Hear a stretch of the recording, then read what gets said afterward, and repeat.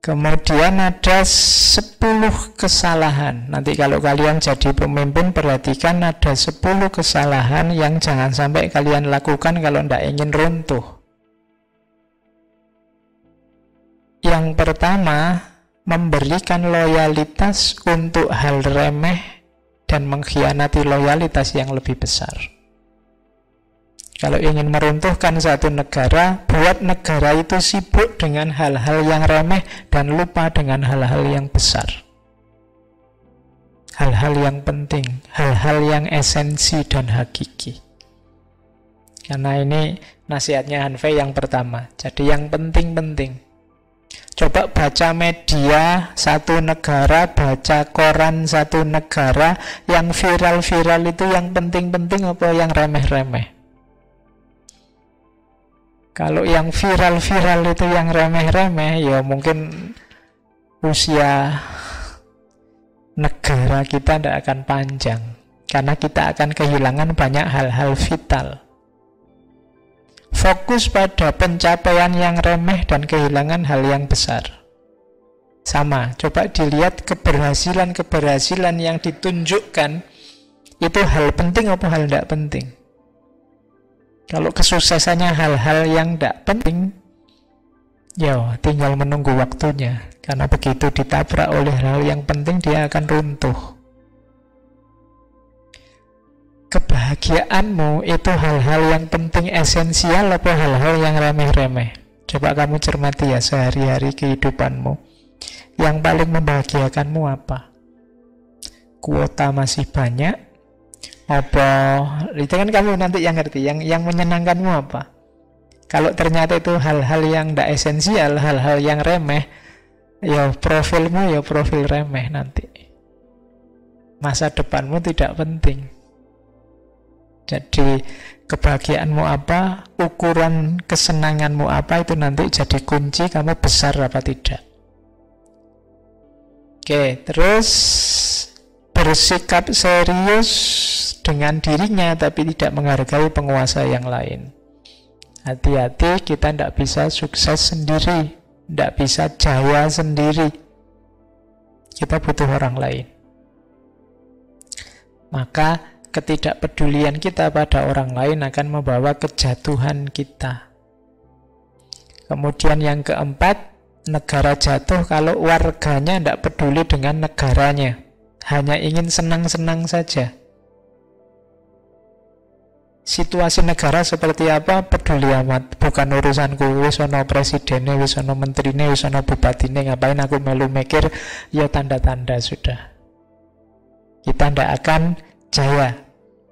Terus tamak serakah, hanya mencari keuntungan. Jadi pengen senang sendiri, pengen enak sendiri, hanya mencari keuntungan sendiri. Ini kesalahan kelima yang membuat satu negara akan runtuh. Yang keenam, mudah terlena oleh perempuan, musik, mengabaikan urusan negara, sehingga mengundang bencana, menghancurkan negara.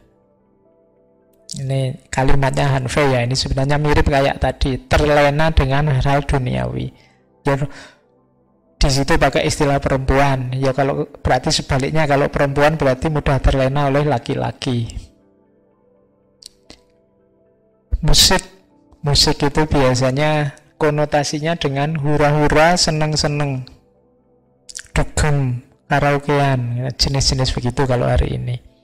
Jadi tidak bisa diajak susah. Masyarakat yang mudah terlena ini biasanya susah sedikit dia sudah teriak-teriak. Itu akan mengundang kehancuran negara. Terus kalau penguasa meninggalkan istana untuk perjalanan yang lama, maksudnya apa? Meninggalkan tugasnya lama, meninggalkan kursinya, posisinya untuk rentang waktu yang lama. Ini biasanya ya tanda-tanda sudah. Pasti ada orang yang menggantikan posisimu, yang mengancammu. Terus egois, mengabaikan loyalitas menteri-menterinya, berkeras dengan jalannya sendiri. Merasa gagasannya pasti benar, yang lain salah. Karena aku raja, maka aku yang paling benar. Nah, itu tanda-tanda sudah kehancuran. Terus ada kalanya pemerintah itu tidak percaya dengan dalam negerinya sendiri, lebih mengandalkan sekutunya yang dari luar. Ini tanda-tanda sebentar lagi akan terjadi perpecahan, katanya Hanfeizi. Dia tidak percaya dengan sumber daya yang di dalam, lebih percaya pada sekutunya yang dari luar. Kemudian yang nomor 10, susah memberi penghargaan. Kemudian telinganya buntu, susah dikasih tahu, sehingga peringatan-peringatan dari orang-orang sekelilingnya tidak masuk. Maka tinggal ditunggu saja runtuhnya satu negara. Nah, silahkan 10 hal ini kamu cermati, kira-kira gejalanya ada enggak di kita. Kamu tinggal nyari contoh kasusnya. Kita suka yang remeh-remeh apa enggak, fokus kesuksesan apa, dan seterusnya. Kalau sudah sampai 10 ya berarti sudah mau ganti negara. Kalau zaman dulu loh ya, ganti negara, alamat negara mau jatuh. Oke, jadi itulah gagasan-gagasan dasar dari yang disebut legalisme. Jadi pemikiran tentang pengelolaan negara yang basisnya pada hukum. Gagasan semacam ini sebenarnya tidak salah, karena ya setiap negara punya undang-undang. Cuma hati-hati ketika jatuh ke isme nanti, biasanya sudah kaku. Kaku itu nanti tidak luas.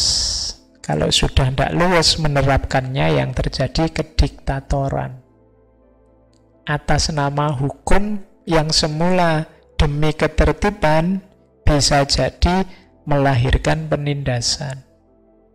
Itu yang terjadi di era dinasti Qin awal, yang mempraktekkan ajaran-ajaran dari Hanfeizi. Oke, jadi itu gagasan dasarnya. Setelah ini kita belajar beberapa filosofi dari cerita-cerita pendeknya Hanfeizi. Ada banyak sekali cerita. Saya tidak tahu yang saya bawa malam ini berapa. Jadi malam ini banyak dongeng.